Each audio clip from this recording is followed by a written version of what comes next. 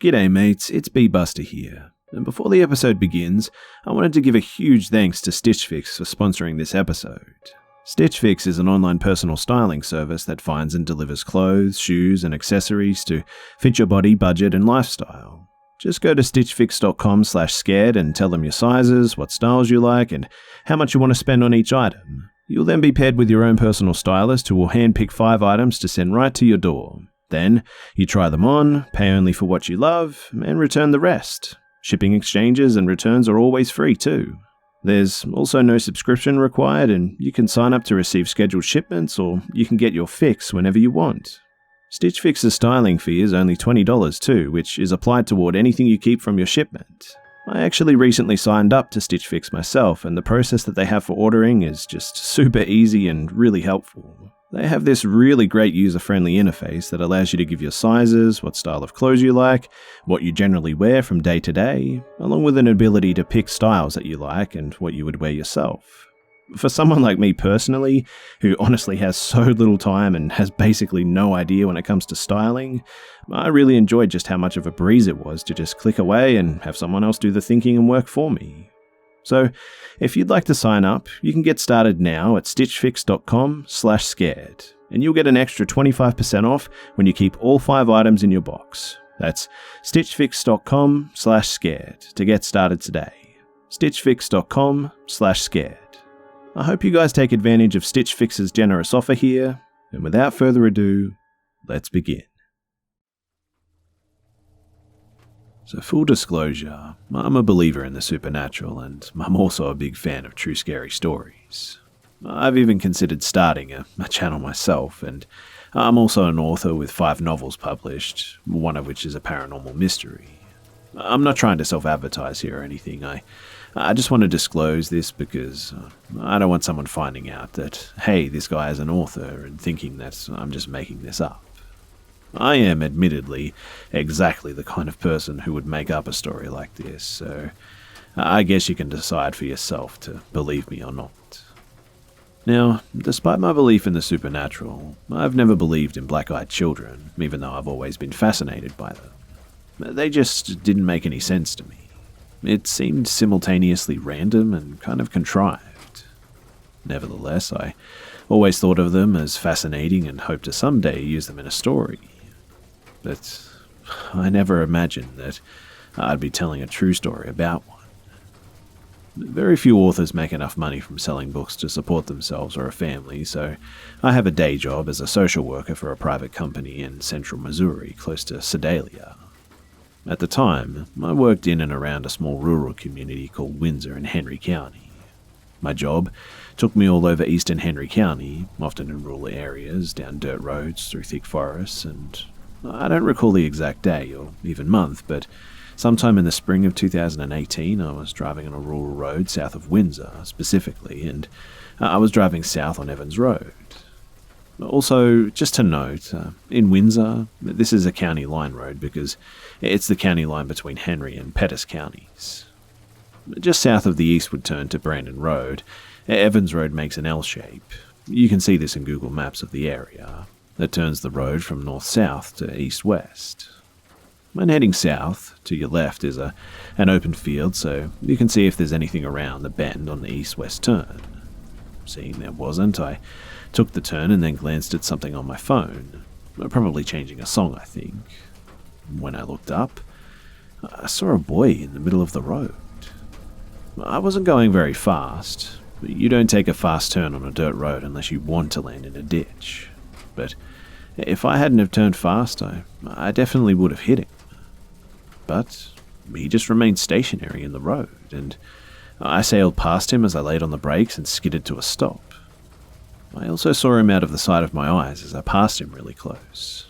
But despite this, though, he didn't seem in any way troubled by almost getting hit by my SUV. It was only when I passed very close that I got a glimpse of his eyes, and they were completely black. At the time, I didn't think too much of it and just assumed that it was a trick of the light or part of the stress or something. Or maybe he was wearing sunglasses. Whatever the case, I didn't think anything of it at the time. I was just worried that I might have just hit a child. Once my vehicle was stopped, I opened the door and jumped out, and there was nothing there. No one, no boy, and no sign of a boy anywhere. But I felt like I was being watched, and got the sense that maybe he was on the other side of my vehicle or something. I started to walk around it, thinking that he was hiding from me because he was scared, which was understandable, to be honest. I called out to him and then dropped to my knees to look under my SUV to see if I could see his feet or anything and know how far from me he was on the other side of the vehicle, and I saw nothing. I backed away from the parked SUV far enough that I would see if anything emerged on the other side and just waited. And nothing. Yet, the whole time I just had this feeling of being watched. It's hard to explain, but it just felt like the dread you get when your teacher scolds you for doing something, then just watches you for a while after. Like, if you make another mistake that you're going to get scolded again. After a while, waiting around just feeling stupid, I got in my vehicle and just left, still in a daze from what had just happened. I messaged my wife and a couple of friends about it, but there was nothing else to do. I spoke to some locals about local ghost legends, but there was nothing about a boy haunting that road or anything. There is an old cemetery not far from there, and Windsor is a very old community, so there is a high likelihood of some hauntings, but nothing about the road being haunted by a boy ghost or anything. The feeling of being watched persisted, though, no matter where I went for the next few hours, but it was most intense when I was in my vehicle. It's probably worth noting, too, that when I got out of my SUV, I left my door open, and when I was circling the vehicle at one point, the door was on the other side, so he could have jumped in there before I looked under it, for his feet, that is. It just didn't occur to me at the time to search inside the vehicle, and in a way, I'm kind of glad that I didn't. I left it alone after that, though, and it only ever came up again when friends wanted me to relay the creepy story to others. Coincidentally, my voice tutor is a member of a local ghost hunting group, and I actually talked with him about it. He asked if the boy frightened me, and I said yes, but not because I thought he wanted to hurt me. More like the same kind of dread that you'd get just at being stared at by a stranger. You just don't know what they want. It might be harmless, but it also could not be. A few months passed, and honestly, nothing happened. Over the summer, I started walking at night to exercise, and I often did this at night as my day job keeps me at work long hours, and evenings are the only times that I really have. And so I'm usually walking around 8 or 9, I'd say. I mentioned before that I like to listen to horror narrations and documentaries about the paranormal and unsolved mysteries. I usually load these up on my phone and just listen as I walk. I live in a small town called Coal Camp, just south of Sedalia, Missouri. It too is a very old town with a fair share of ghost stories. It was even the site of a Civil War battle at one stage. I'd noticed sometimes too while walking that I'd just get that feeling again, like I was being watched. I'd look around, expecting to see someone looking at me, but there would always be nothing. Coal Camp is a small town, and it's pretty rare to cross paths with someone else at that time of night. However, from time to time I would catch a glimpse of the outline of a boy, often in the shadows of someone's yard or an alley, and only to have it vanish when I looked back the second time. This has happened at least a dozen times, and it happened again as recently as last week. Which brings me to my latest encounter, which is by far the strangest after the initial. So while walking, I started listening to a YouTube video about black-eyed children. This was a compilation of spooky stories about them, and while listening, my phone just started acting funny. It would randomly skip to the next video, forcing me to jump back and find my place in the first one.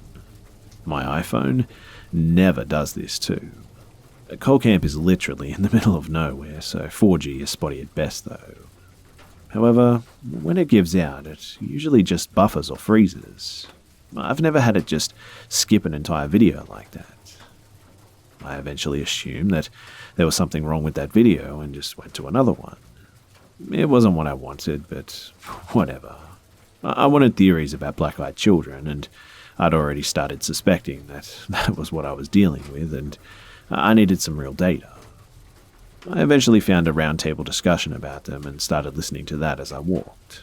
But it continually did the same thing, jumping around like the first video. And that was when I felt it again. I felt like I was being watched, and I turned to look up the street where I sensed he was standing, but I didn't see anything. I turned back around, and as my head passed over a row of houses, I caught a silhouette of him in an alley between two houses near a tree.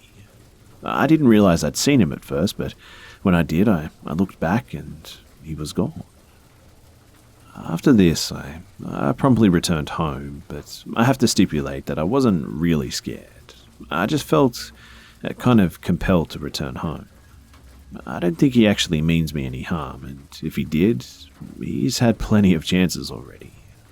But I just felt I needed to be home, so I played a random video as I walked home and experienced no more jumps. Once I was home, I locked the door and switched to YouTube on my TV.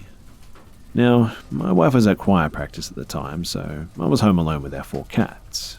Once inside, I didn't feel anything anymore, and I started the video again, and it was playing fine for a while, until it just froze. As soon as that happened, I noticed my cat, Aya, pointing her nose at the front door, growling lowly. Aya is our most aggressive territorial cat, also the smallest, so it's kind of cute, and she's the most likely to confront an intruder. But she never hisses at closed doors, even where there is a neighborhood cat on the other side. If the big door is open and she can see out the screen door, she just stares down the other cats to let them know that this is her place. She never growls unless another cat is inside or near her, like if we open the door so that there isn't a barrier anymore. What I'm saying is that this was just really unusual behavior for her, but not totally out of character, I guess. Meanwhile, though, I just had this overwhelming sense that I should not go to the door or look outside. Not dread, just knowing that I shouldn't. The YouTube video would not play at all now, and I remembered my front door security camera, which feeds to an app on my phone, and I activated it. And all I saw was a black screen. I assumed my app was down and tried to restart it, but nothing. I called my wife and asked her to check hers, and she did, and said that hers was black too. Then, while I was on my phone with her, she said, "Oh, it's back." I grabbed my phone and looked, and sure enough, I could see the porch. Aya ceased hissing at this point and walked off to do other cat business, and I no longer felt the need to avoid the door, and when I looked myself, I saw everything was clear. Aside from this, the only other strangeness has been that I can't add videos about black-eyed kids to my watch later list on YouTube. I can put them there, and they're there if I look immediately, but if I wait any length of time, they're pretty much instantly deleted. I know that that's probably nothing, but it's just kind of a quirky part of this story. Anyway, it's been almost a week, and I haven't been walking since then. I've actually been pretty sick this weekend, but I'm feeling a little bit better, so I haven't encountered anything again. I don't actually fear this kid, and I don't think he wants to hurt me, as he could have already if he wished. I mean, he's never knocked on my door or attempted contact or anything, but I've never spoken to him either, I guess. Anyway, this is getting pretty long, but if you guys have any thoughts or questions, please let me know.